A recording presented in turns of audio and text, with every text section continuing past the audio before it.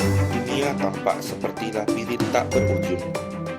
Janji-janji besar, tapi pintu-pintu terasa tertutup rapat bagi mereka yang baru memulai.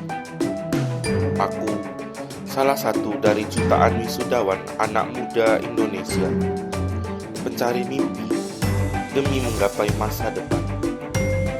Aku percaya kesempatan itu nyata, karena sejatinya harapan bukan soal tak pernah gagal. Harapan adalah berani mencoba sekali lagi, meski semua pintu tertutup rapat. Inilah kisahku, Gikok, sang pengejar mimpi.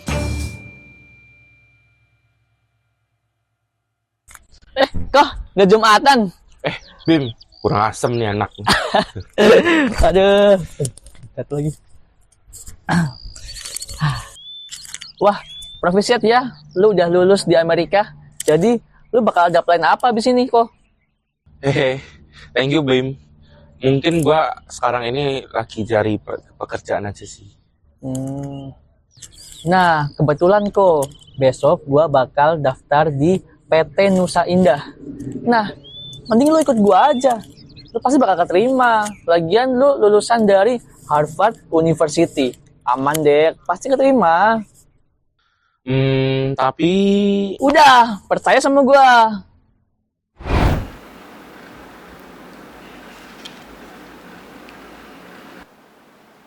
Bima, kamu dari Universitas Cilacap ya? Iya, Mas. Di kok ya Mas, kamu dari Harvard University? betul sekali Mas. Wow, hebat sekali kamu.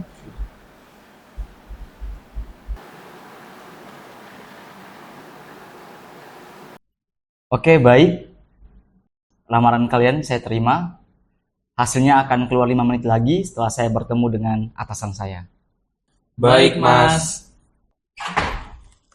Assalamualaikum, Pak. Waalaikumsalam, Raffi.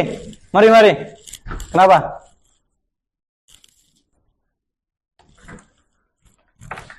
Jadi ini Pak, saya antarkan berkas. Ada 2 orang pemuda yang melamar ke PT Bapak. Silakan dilihat berkasnya. Oke, saya lihat CV-nya dulu ya.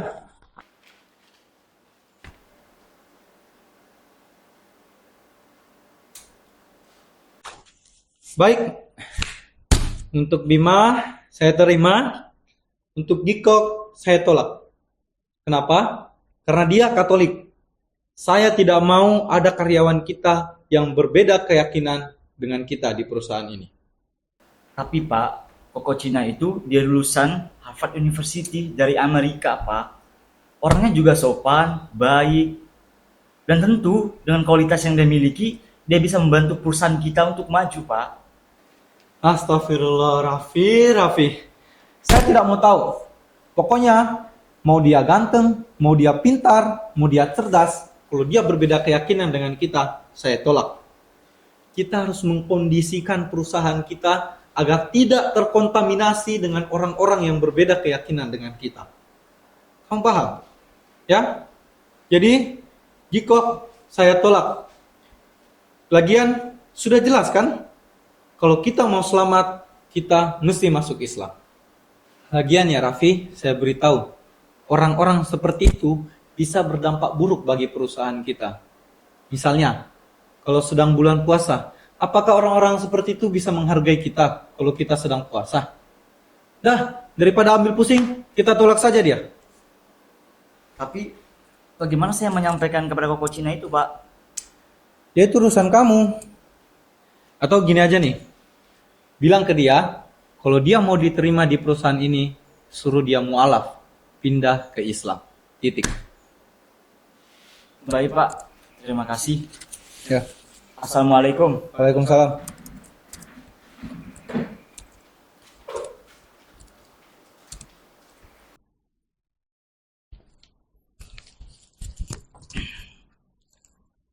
Baik, untuk Bima, selamat. Kamu diterima dan bisa mulai bekerja minggu depan. Sementara untuk Gikok, mohon maaf, atasan saya belum bisa memberikan kesempatan kamu untuk bekerja di tempat ini. Semoga kamu dapat menemukan tempat kerja yang sesuai dengan harapan kamu. Hah? Kok bisa? Kenapa, Mas? Udah Bim, gak apa-apa. Gue tahu kok alasan sebenarnya gue nggak diterima di perusahaan ini. Perusahaan ini sudah menjadi perusahaan yang keempat yang menolak gue, bukan karena gue nggak ada bakat atau talenta, tapi karena iman Katolik gue ini. Bangsa ini terlalu agamis buat gue. Makasih ya Bim, sudah memberi harapan kepada gue untuk mencari pekerjaan. Makasih juga Pak untuk waktu dan kesempatan yang diberikan. Saya duluan ya.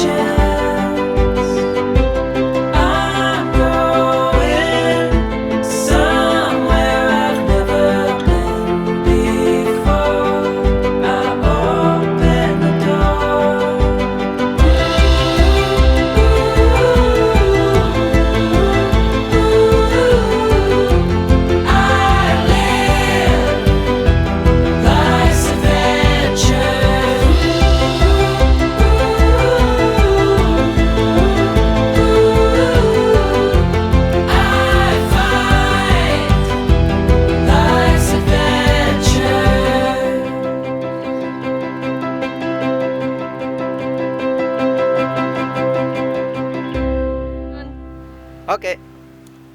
Halo guys, nama gue Aldo. Di sini gue berperan sebagai Gikok. Gikok dalam film ini lebih menjurus kepada tokoh utama yang memiliki alur cerita naik turun. Gue melihat bahwa cerita ini lebih ke arah pluralis, di mana agama tidak boleh dimasukkan dalam mungkin kehidupan pekerjaan atau kehidupan sehari-hari. Demikian dari gue, terima kasih. Perkenalkan, nama saya Dedi. Di sini saya berperan sebagai Pak Raffi, asisten dari Pak Sena. Ya, dalam film saya menunjukkan pribadi yang netral, inklusif. Bagaimana saya tidak melihat pekerjaan itu dari sudut pandang agama, tapi saya melihat pekerjaan dari sudut pandang bahwa seseorang itu memang mempunyai kualitas untuk layak bekerja. Ya, mungkin itu sekian gambaran dari karakter saya. Terima kasih. Oke. Assalamualaikum warahmatullahi wabarakatuh. Saya Gerald dan saya berperan sebagai Pak Sena di movie kali ini. Jadi Pak Sena itu adalah tokoh yang ekstremisme. Dia adalah Islam garis keras, di mana dia hanya memandang agamanya sebagai satu-satu kepercayaan, satu-satu keselamatan, sumber keselamatan itu sendiri, dan dia menolak kepercayaan yang lain. Dan kepercayaan yang lain itu dipandangnya sebagai kafir atau sebagai bentuk perlawanan. Jadi bukan keselamatan. Itu dia tokoh Pak Sena, guys. Selamat menonton. Oke teman-teman dan para penonton semua, selamat menonton dan terima kasih kalau sudah menonton film Langit yang Sama, Nasib yang Berbeda. Saya sebagai penulis naskah benar-benar merasakan betapa emosionalnya film ini yang menggambarkan tentang eksklusivisme di dalam sebuah negara, khususnya di Indonesia. Beberapa data mengatakan bahwa di Indonesia sangat susah untuk mencari pekerjaan bagi anak-anak muda yang memiliki agama minoritas. Maka kami mengangkat film ini sebagai bentuk protes dan bentuk seruan kami. Saya juga sebagai tokoh Bima, sahabat dekat dari Gikok yang merupakan pribadi inklusif tapi juga selalu setia jadi seorang sahabat bagi Gikok. Selamat menonton dan terima kasih.